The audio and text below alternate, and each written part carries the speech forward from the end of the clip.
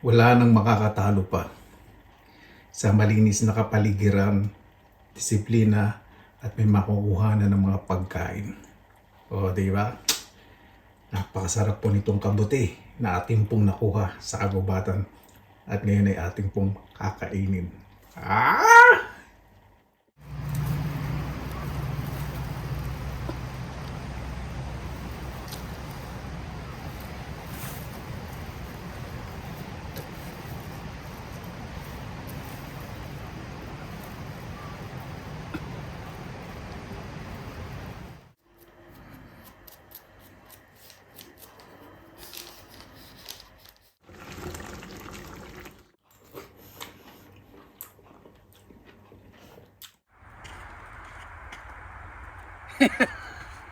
Ganda araw po mga kababayan, balik po sa Pinilangan Lakbayan. Napakaganda po ng panahon. Tignan po natin sa Rapids kung makakakuha po tayo ng mga kabote. Excited na po ako. Pero medyo warm po ngayon ang beginning ng autumn eh. Nakakagulat po kasi walang masyadong mushroom dito sa isang gubat na pinunta ko. Pero sa Rapids sana may makuha po tayo kahit chanterelle. Tara, samahan pa ninyo ako.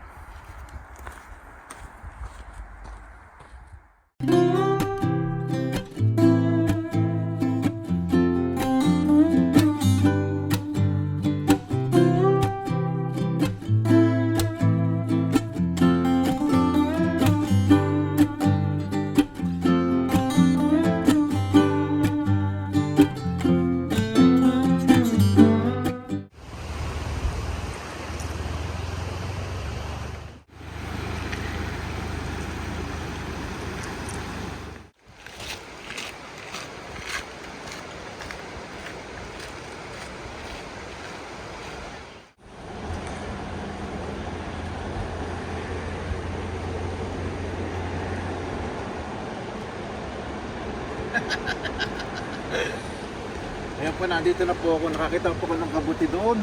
Malaki. All nandito na po tayo sa Rapids. Ano yun? 100% makakuha po tayo ng kabuti.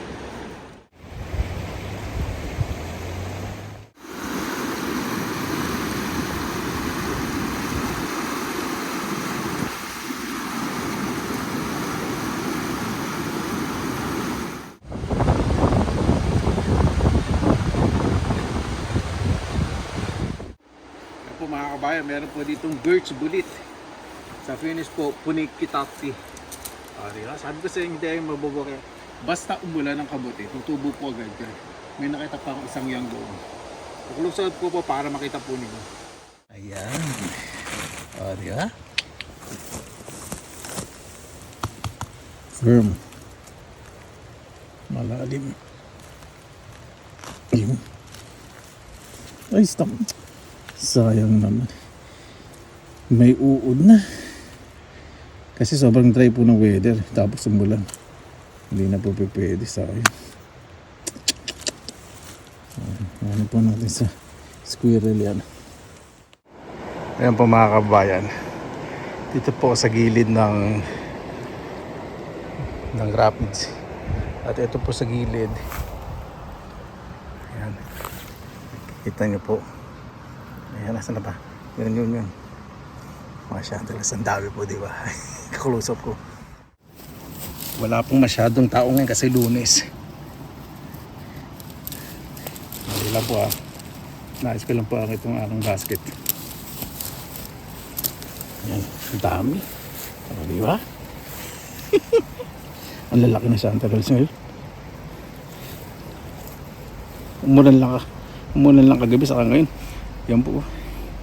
Kabuti po talaga. Napakabilis pong tumubo po niyan. Yung hindi ko nakuha yung maliliit para doon sa ibang manguha. Yung sobrang liit. Pero ito pwede pa to. Yan. O, di ba? Medyo nag-spread out na rin yung chanterelle dito. Sa ilalim na ng mga damo.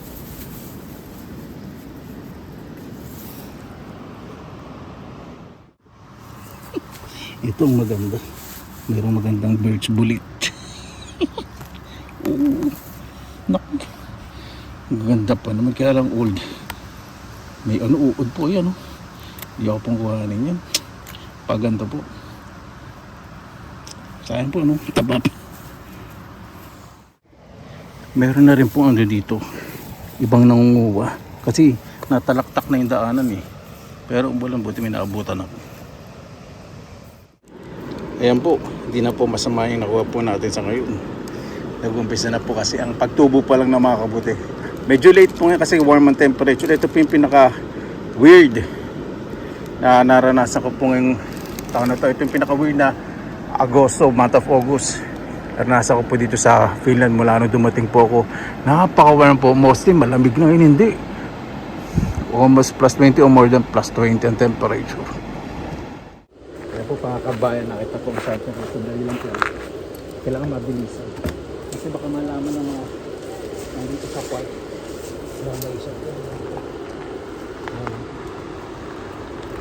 Lagi ito ang plastic. Ito sa basket para hindi lapar.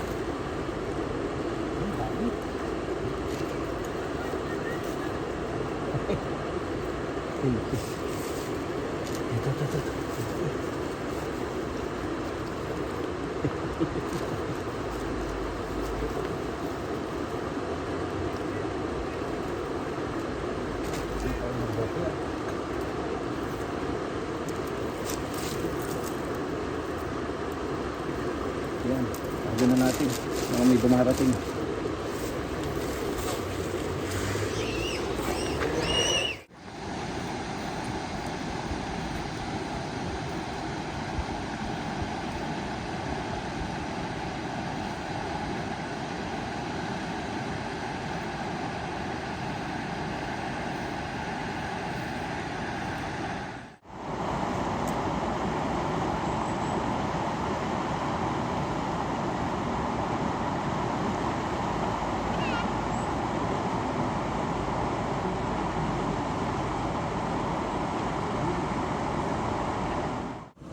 Grabe po mga kabayan, nakakita po ng magandang spot ay nagkahalat po yung mga shelter sa inyo.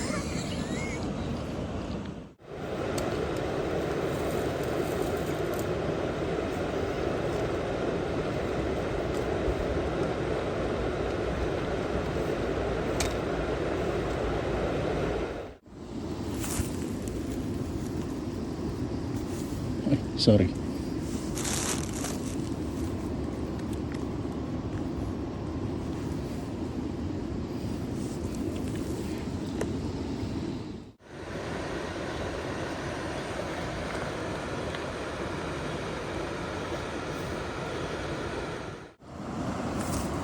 Dito po sa gilid ng ano. Huwag naman sana ako mahulog. Yan. Diba? Siyagaan lang talaga. Tumatak. Nagpupumilit tumubo sa ano. Berry.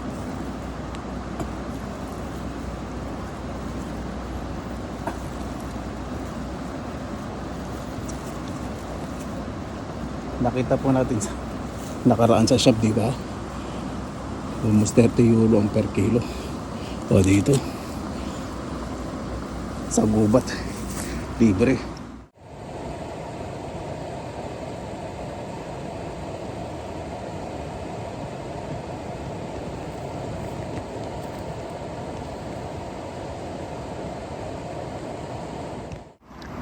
Dali. Bababa lang ako. Huwag naman sana ako dumiretso sa tubig.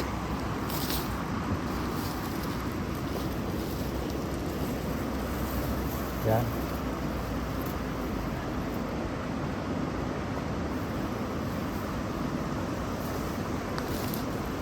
Okay.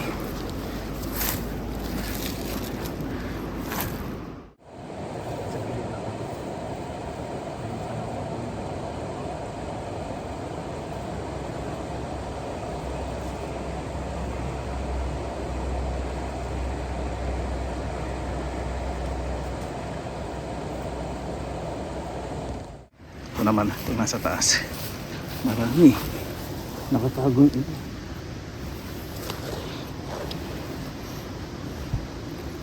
Baka may dumating na tao. Kailangan itago ko. Kasi baka malaman nila. May nakukuha dito mga gantong. Dapat hindi po sa pagmadamot po kasi pag nalaman, wala na tayo pong makukuha next year. Kasi kanya nga pong diskarte.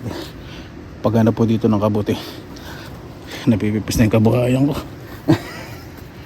Ito. Close up po yung marami.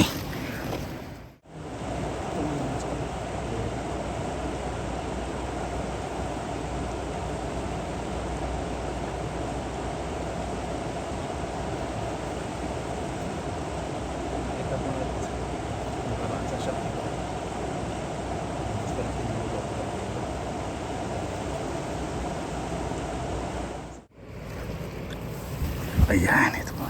Ito. O, diba? Ganda.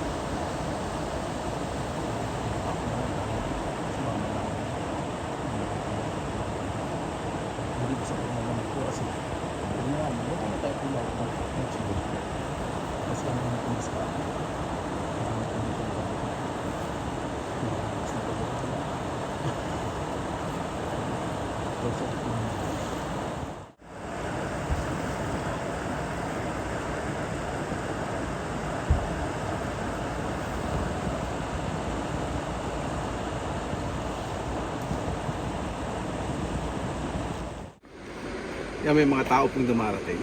Ganito po ang technique para para hindi masyadong balanta rin kayo. Yan.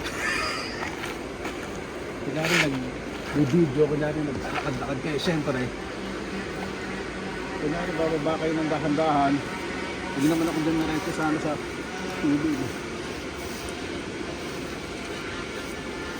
Tapos upukan sa mga laki.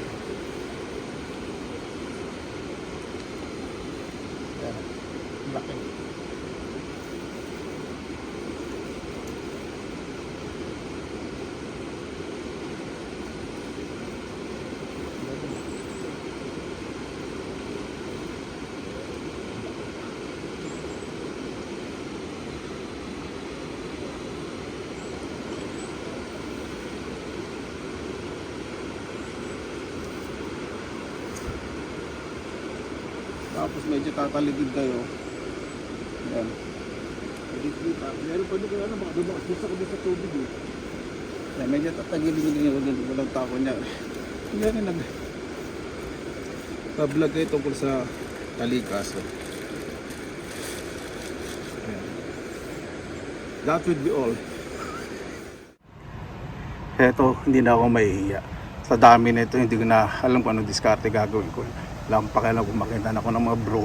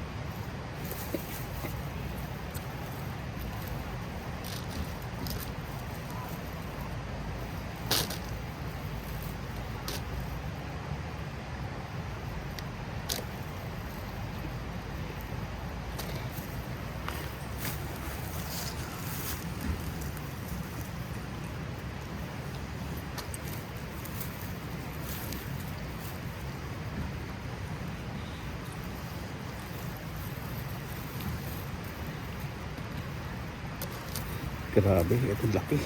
Kita ba? Oo, ito laki. Ang ganito yung mga tumutulong. Babaw. Parang hindi masira. Yan. Ang laki. Laki ng shutter na to. Hindi ako masyadong iba.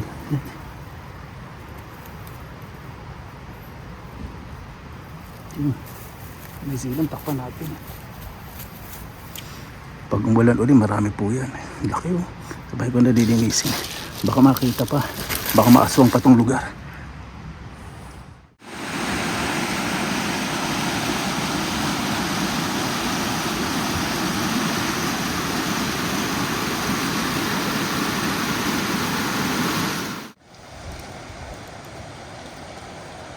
Kaya po mga kaubayan, medyo bumigat na po yung basket kasi nag-spread out na talaga dito. Yung mga shanterels, napakarami. Bilisin mo po sa bahay, parang dito meron pa.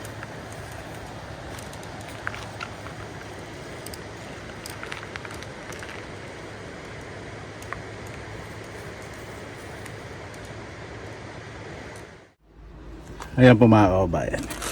Nakakalahating basket tayo pag ganun-ganun sa lodi ka. Lalaki kasi. Naku, napaganda. Sarap pong tingnan. Sarap po ito. May cream, may bacon, tapos ito. Tapos may young potatoes. Napakasarap.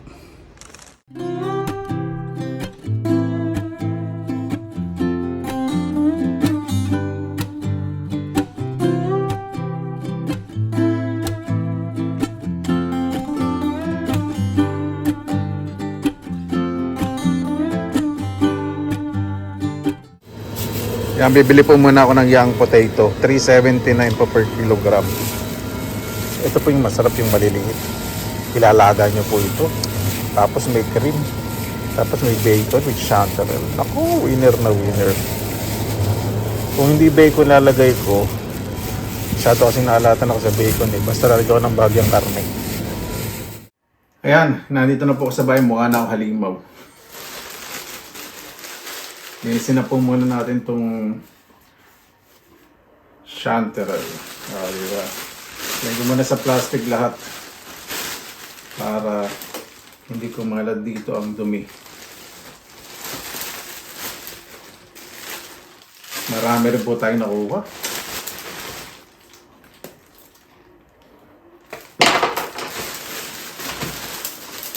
Labas ko po muna ito sa terrace, sa basket. Siyempre yung mga mycelium, mga fungi, yung kumalat dito sa loob ng bahay. Ito pong chanterelle. Isa po ito sa popular na mushrooms dito sa Europa.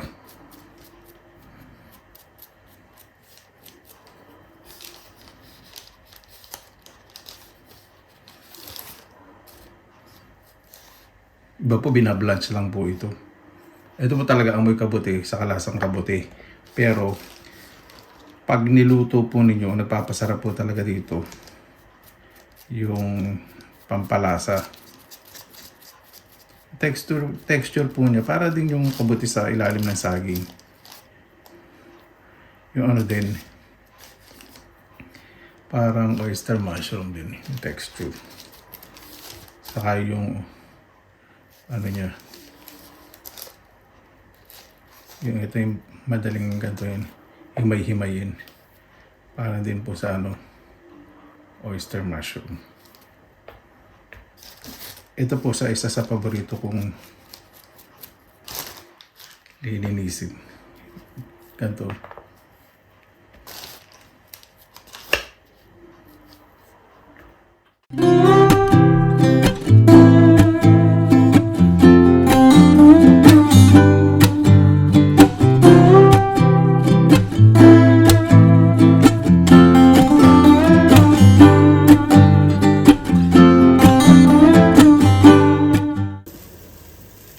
Bisan po muna natin magprito ng baboy. Bumili po ako ng pork strips. Ayoko na po ng bacon kasi medyo naalatan na kung bacon ang gagamitin ko. At least ito, makukontrol ko yung alat.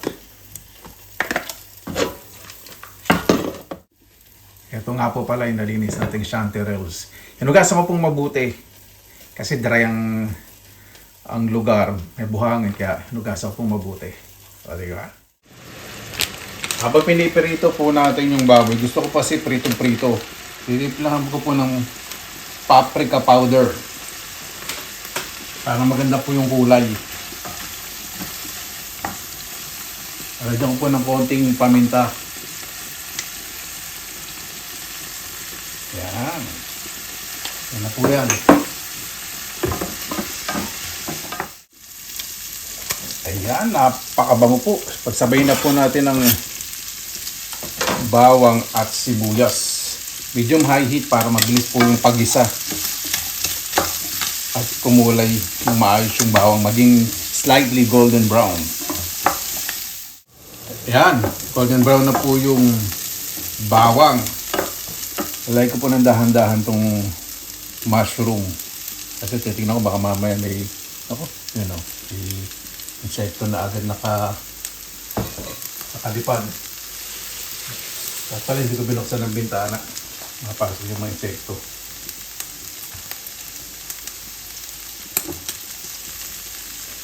Nakapaganda po na itsura, no?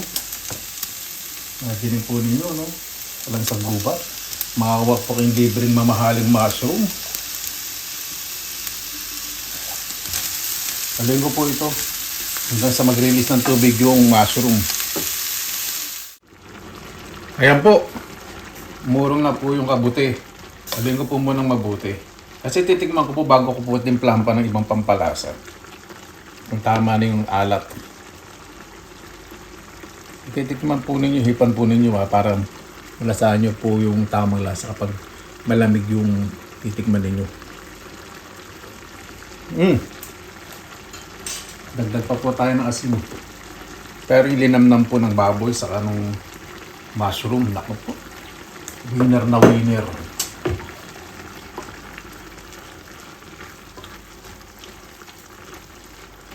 Dagdag pa po ko ng konting paminta rin.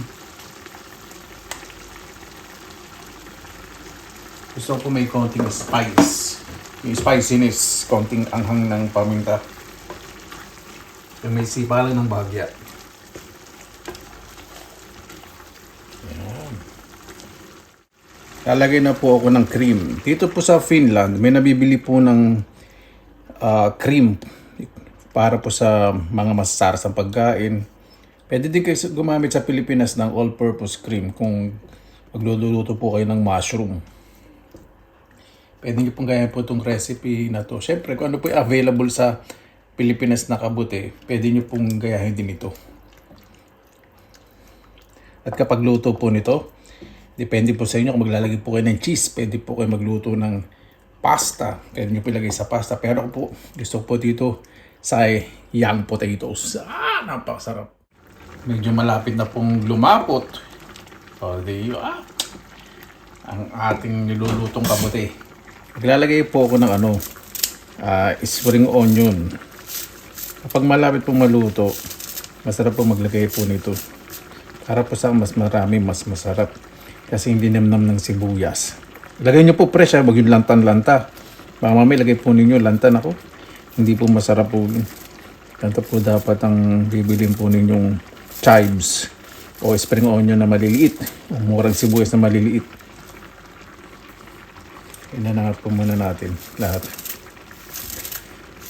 Ito naman po, natutunan ko po dito sa Finland itong recipe na to. But, syempre, I added some spices na those spices fit my personal taste. Ganun talaga. Ano lang po natin. Tingnan lang po natin mag-yellow, ano ba yun? Mag-iba yung kulay ng spring onion, yung lutong-luto.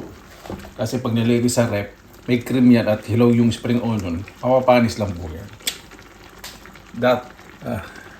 Yun po yung ibig sabihin. Yung muna mag-English. Masakit ang sentido ko. Luto na po ang ating young potatoes. O, diba? Ganda po ng pagkakaluto. Pumuputok-putok pa. Yan po. O, diba? Yan ko naman sobrang lapot yan. Malapot na po. Maglalagay po ako ng unsalted butter. Di ba iba, pag nagigisa nilalagay yung butter? Ako hindi po. Kasi mas malalasahan niyo po yung butter kapag sa huli niyo nilagay. Yung totoong butter po ilalagay ninyo. Bakit kaya meron bang hindi totoo? No comment ako. Yan, tutunawin lang po natin para mas maging shiny ang sauce at mas malinamnam. Ito po, unsalted butter. Ibig sabihin, walang asin ang butter na to. Paano ko nalaman na walang asin? Nakalagay kasi sa label, unsalted. Paano ko nakasigurado? Yan ka naman, dahil mo na naman tanong. Lumayo-layo ka muna, ha?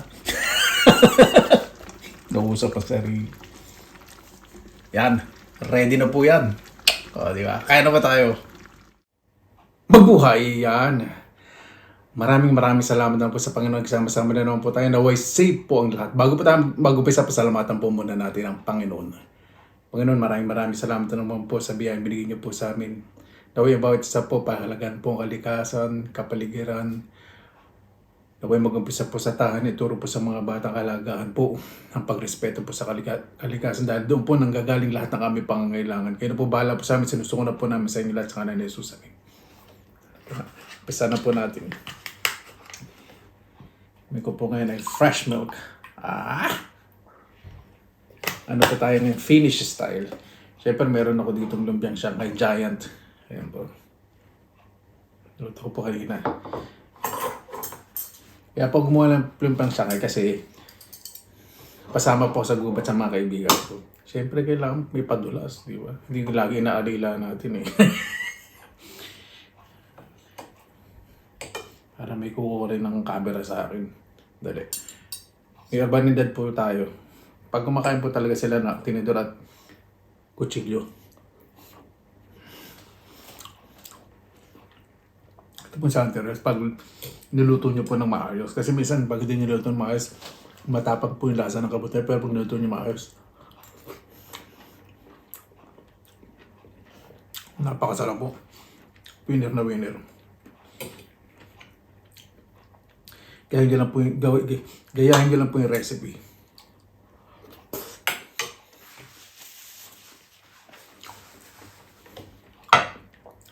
Salad kasi po nang niluluto ko. Dalawa po ang paborito. Tatlo paborito nila. Pero mostly dalawa. Shanghai sa adobo. Yung pansit hindi masyado. Basta Shanghai adobo. Lalo na po Shanghai boss.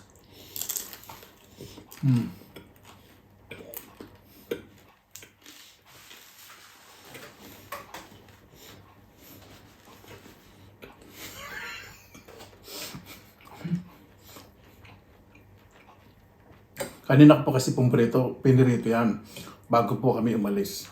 Kaya pagbalik yan. Pero may lutong pa naman. Pinakain ko po muna sila.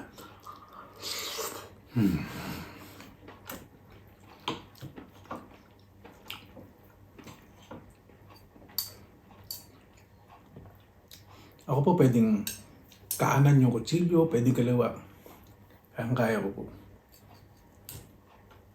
Sanay na po ako.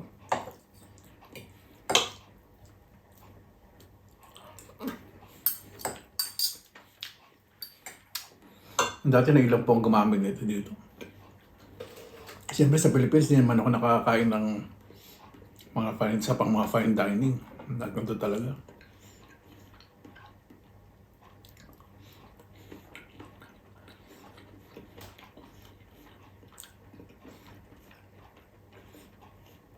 Ito po siya, yung texture niya, parang karne may makunat-kunat pag naluto.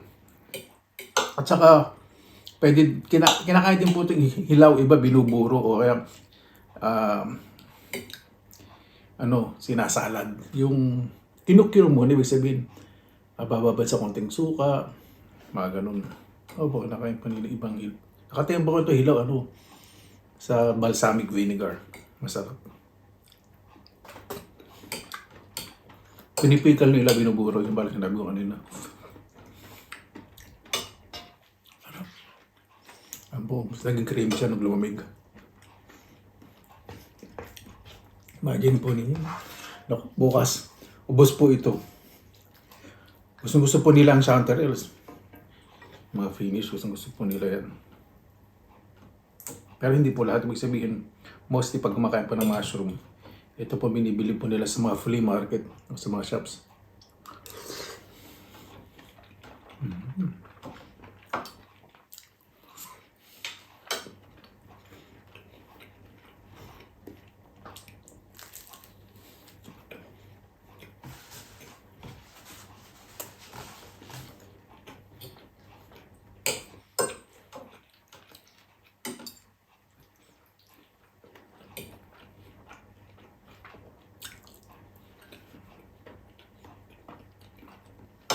Ito po yung potato. Napaka-creamy. Napakasarap po. At ibig sabihin, kaya po tinawag na yung potato. Ibig sabihin, ito yung kasi bulang pa lang. Yung maliliit pa lang. Hindi talaga pinalaki. Mas creamy.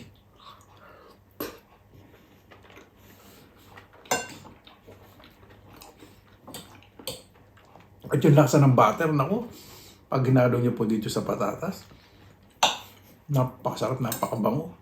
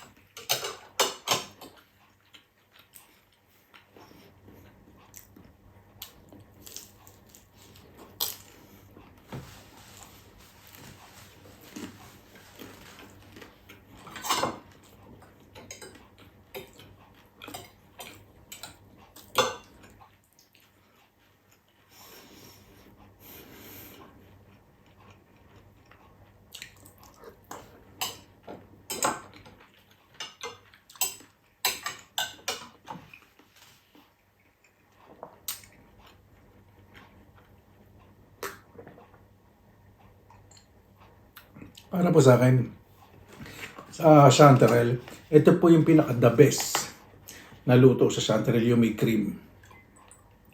Napakasarap din po niya sa pasta. Naku. Halagi yung cheese. Mozzarella kaya, pickled cheese o kaya cheddar. Yung luto na sa inyo, gagayatin sa linyo. Napakasarap po.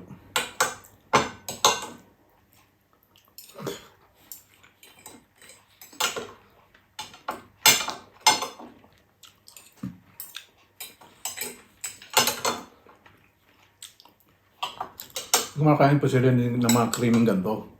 Ay tinapay. Bukas bibili po akong tinapay. Kasi pinapahid po nila tinapay sa sustas. Anong po sila? Bukas gagawa din ako ng vegetable salad. Ano po sila kumain? Balanse.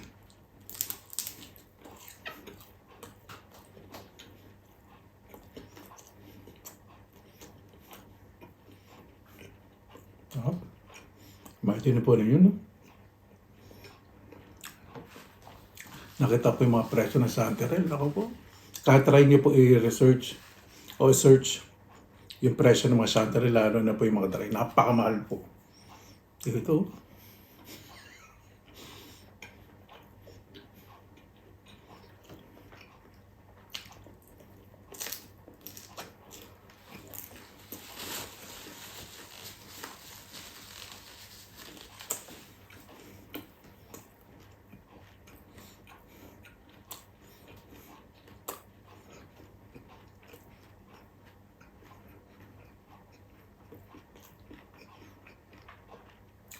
Pero hindi ko po gusto ng chanterelle sa dinengdeng. Gusto po sa dinengdeng penny ban.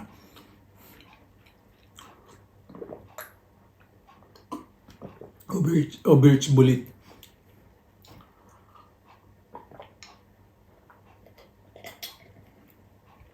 Ibig sabihin, yung kulay, kasi nagiging orange po yung sabaw. Ayaw po ng kulay orange po yung dinengdeng. Yung birch bullet po kasi sa penny ban, hindi po kumukulay. Kasi brown po yun, di ba? Asal, beige. Paano po? Bago pa tayo magtapos, pasalamatan po muna natin ang Panginoon. Panginoon, maraming salamat na sa biyaya po na to. Napakasarap po talagang kumilos po sa isang lugar na meron pong mataas na respeto sa kanilang kapaligiran. Merong makukuha pagkain, malinis at ligtas. Naway ang bawat isa po ay maranasan kung ano po yung naranasan ko. Para po sa akin napakalaking biyaya po nito dahil parang yung napapanood ko lang po dati sa mga pelikula, parang panaginip. Pag nasa gubat po ako, napapatingin na lang po ako sa paligid na ang swerte talaga ang swerte ng kalikasan dito dahil may mga taong nagmamalasakit. Ang swerte naman ng mga tao dahil may kagubatang pinagmamalasakitan na nakukuha po ng mga pagkain. Maraming salamat po Panginoon. Buksan niyo po ang puso at diwa ng bawat isa na mas maging mabuti po sa inyong lahat na nilikha dahil doon po nagagaling lahat ng aming pangangailangan. At higit po sa lahat, mataas na respeto po sa kapwa. Kaya na po bahala po sa amin, sinusuko na po namin sa inyo lahat sa kalan ni Jesus. Amen. Paano po? Maraming salamat na naman po sa inyong oras na hindi lang sa Pinilangan Lakbay. Basta lagi pa tayong positive vibes, good vibes. God bless. Ingat po lagi. Magandang araw. Laban lang.